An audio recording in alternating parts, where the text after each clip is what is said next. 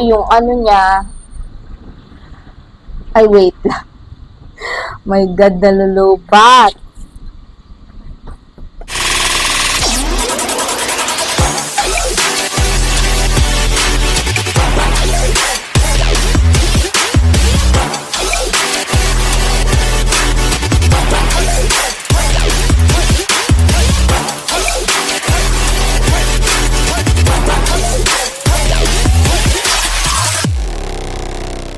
Hi guys! Ayan, welcome back again to my channel. Ako si Girl. Ayan guys, for today's video, another vlog, another unboxing! Yay!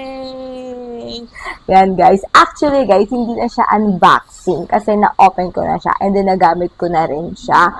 Gusto ko lang i-vlog para rin maalaman nyo kung okay ba tong nabili kong pocket wifi sa TP-Link 4G Lite mobile wifi siya. Ayan kasi guys, unfortunately guys, meron talaga akong wifi na ginagamit. Kaso 1 year ko lang siya nagamit. Sa TikTok ko din siya nabili. Kaso hindi na siya gumagana. So far, sana ito magtagal sa akin itong TP-Link kasi may nag-recommend sa akin nito. Hi! Shout out sa'yo, Asni! Shout out, mega love! Shout out to Asni Lustre! Ayan, siya po yung nag-recommend sa akin nito na okay daw po yung wifi nito kasi nagamit niya na to well and tested niya na rin. Actually guys, nagamit ko na rin siya. So far, so good naman siya. Pero bago ko sasabihin kung ano yung niya, performance niya, i-unbox muna natin to guys. Hello, charot lang. Ayan guys, eto siya. Ayan, yun naman ng box guys. Ayan, eto. Ayan, syempre yung unit itself. Yan, yehey! Ayan, syempre bago tayo dyan. Ay, i-flex ko naman yung aking background. Dito nga pala yung aking working table na makeup area ko na din. Nandiyan yung mga pang-makeup ko, yung salamin ko. Yan, magse-separate vlog na lang tayo dyan. Makakikayan ko lang yun, guys. And then, guys, eto, yung laman ng box. Ayan, guys, sorry, nagpanik ako. Biglang malulubat yung DJI ko. Anyway, going back tayo, guys. Sorry, guys. Going back, yung laman is siyempre, hindi naman natin ever binabasa. Ayan, charot lang. Hindi binabasa. And then, may charging pala siyang kasama, guys. Yan, ano pala siya? Type-C nga pala siya, guys. Ha? Sobrang dali din nito, guys, i-set up. Ito siya, oh. Tingnan yung laman niya. Maliit lang siya, guys. O, diba? Maliit lang siya. Diba? Maliit lang siya. Tapos, yung laman nito guys, wait lang, ipapakita ko kasi sa inyo kung paano siya i-set up. Wait lang. Yan. To. Tapos, ito yung battery niya. Wait lang, ha? Yan. Dalawa kasi guys yung lagayan ng memory na SIM card niya. Pagka may yung micro, basta yung pinakamaliit, meron siya dito, and then meron din siya dito. Tapos guys, be careful lang kayo sa paglalagay, kasi nung una kong lagay dito, hindi nagre-read yung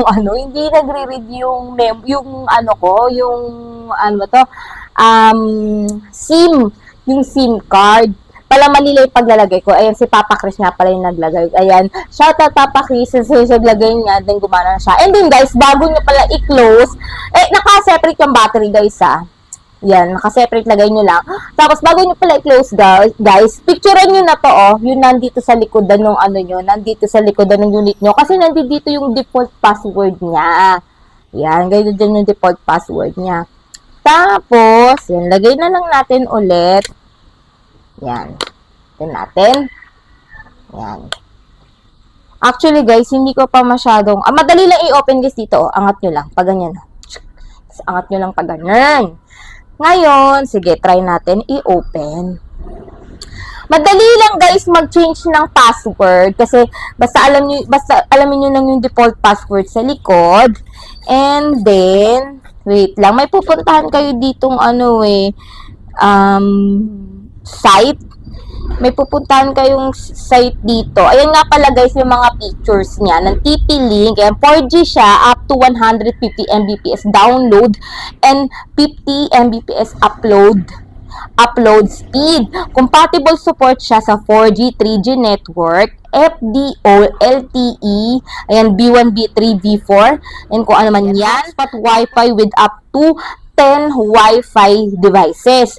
Ay, ito pala yung battery niya, guys, is 2,100 milliampere pala siya. Up to 8 hours nga working. Screen display, stick, compact shell with 1.4 T50 display. Ano ba yun? Storage sharing equipped with a micro SD card slot for up to 2 TB storage. Ay, sorry, anong storage? May, ano ba to? Lalagyan ba to ng memory card? That may storage. Anyway, hindi ko pa siya masyadong na keneme. Ayan guys, ito itsura niya. Yan, ganito itsura niya. Napalitan ko na siya ng name. Palitan ko na siya ng name. Tapos, napalitan ko na rin siya ng default password.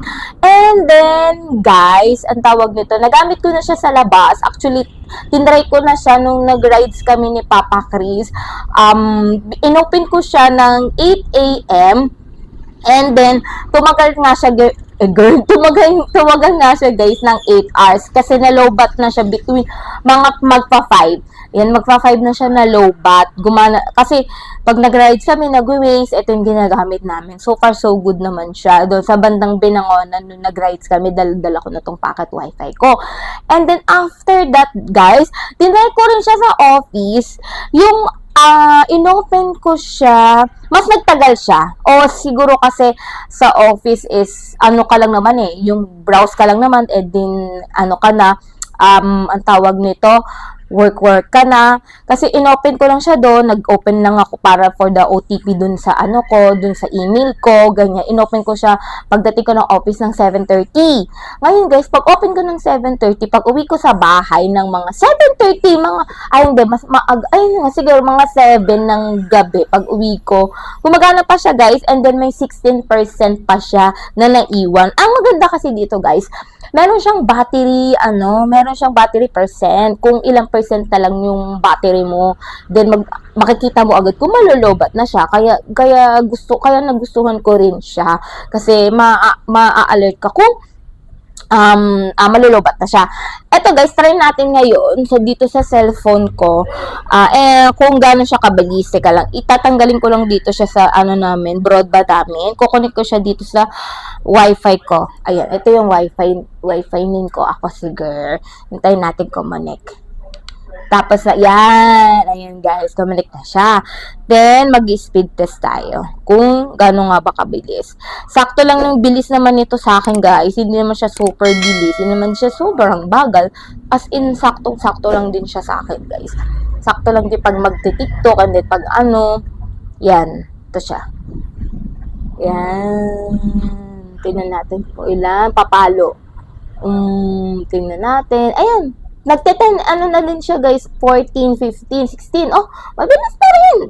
Sa lugar namin guys Ewan ko lang dyan sa lugar niya. Ayan, yung download. Teka, hindi pa tapos. Excited ka naman ako, sige. Patapusin mo. Charot lang. Ayan, nantayin natin. Dito ako sa speed test. Ayan na. Ayan guys, yung kanyang download Mbps is 26.3 pumalo. Yung upload Mbps niya naman is 22. Oh, so far so good, diba guys? Oh, anyway. Nga pala guys, i-flex ko lang din kasi guys, yung ginamit ko nga palang memory card. Bakit ako memory card dito sa SIM card na to? Yung ginamit ko nga pala guys na SIM card kasi dyan is itong Rocket SIM ng Smart. Yan. Rocket SIM ng Smart. Totoo nga guys, mas mabilis siya. Kasi yung una kong ginamit ito yung regular SIM card ko lang. Parang naglalaro lang siya ng mga parang 6, 7 na speed. Unlike dito sa Rocket SIM, tayo naman, pumalo siya ng 26, 22. Binili ko tong Rocket SIM guys kasi para daw sabi dun sa review, mas maganda daw kasi kasi yung pang broadband talaga yung gagamitin nyo, mas nakakabilis siya ng speed, mas nakaka-improve siya ng speed ng wifi. So, itong Rocket SIM na nabili ko, sa TikTok ko lang din to nabili, 199 pesos. And then hindi ko pa to naloloadan kasi may free load to kaya hindi ko pa alam kung paano ako maglo-load dito.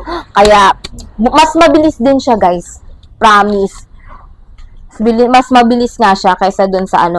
Tapos, guys, although pwede naman yung regular SIM, yun nga lang, pinakaiba kasi nila. Ang regular SIM daw is ito daw kasing Rocket SIM, mas marami kasi daw silang mga load na parang available. Unlike daw kasi sa regular SIM, is parang konti lang yung mga like yung mga unli-unli. Sa Rocket SIM kasi mas mura siya. Unlike sa regular SIM card. Pero pwede rin naman yung regular SIM card, guys.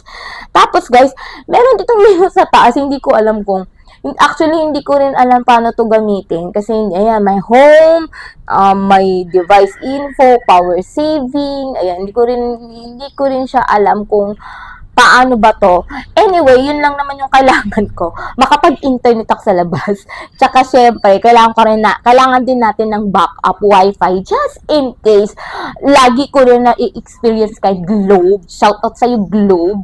Yan, lagi kami nawawala ng internet. Syempre, lagi ako nagpapanik kasi nawawalan ako ng internet and madalas akong work from home. My goodness, Marimar. Diyos ko po, na-stress ako siguro pag nawawalan ako ng internet. Kaya, bumili na ako. Actually, meron talaga ako. Nasira nga lang. Yung time na yun, guys, nung nawalan kami ng internet, and then, sabi ko, may backup naman akong pocket wifi. Ay, nasira dahil. Kaya ang ginawa ko, buti na lang taga-swerte kasi parang mga maya-maya bumalik din naman yung network ko. Kasi kung hindi, Diyos ko, lagot tayo, Marimar. Diyos ko po, Mariosip, Marimar. Ayan, kaya nung time na yun din, guys, nung araw na yun, as in, bumili agad ako. Tinanong ko agad si Asdin, mabilis ba to? Kasi una siyang bumili to. Ngayon, actually, nagtanong siya sa akin kung ano yung binili kong wifi, which is yun nga. And then, tapos, sabi niya, ito na lang daw yung binili niya. Sabi ko, ang mahal naman yan. Tapos, sabi niya, okay naman daw yung review nito, mabilis nga daw, ganyan. Tapos, ayun na, nung tinanong ko siya, nung araw na, okay ba yung net nito, ganyan. Sabi niya, mama, okay, nadala ko na nga yun sa, ibang bansa. Kasi ko, okay, sige, good. Yan na lang din yung bibiling ko. Lagi niya din daw tong gamit. Kaya, ayun, ura-urada nung araw na yun, okay, bili na kasi, girl, kailangan natin to. Backup natin to lalo na may mga work from home schedule tayo. So, kailangan natin talaga mag-backup. Hindi pwedeng lang tayo dyan sa natin, broadband natin. Minsan may toyo tong Globe na to. Shout out talaga sa'yo, Globe, ha? Nakakailan ka na sa akin. Charot lang. Ayan, guys. Maraming salamat po sa nanood sa akin ngayong araw na to. Ayan, wag niyo po kalimutan i-like, share, subscribe, makikita ang aking notification bell para lagi kayo updated sa aking next video. Maraming salamat, guys, and see you to my next vlog. Bye-bye!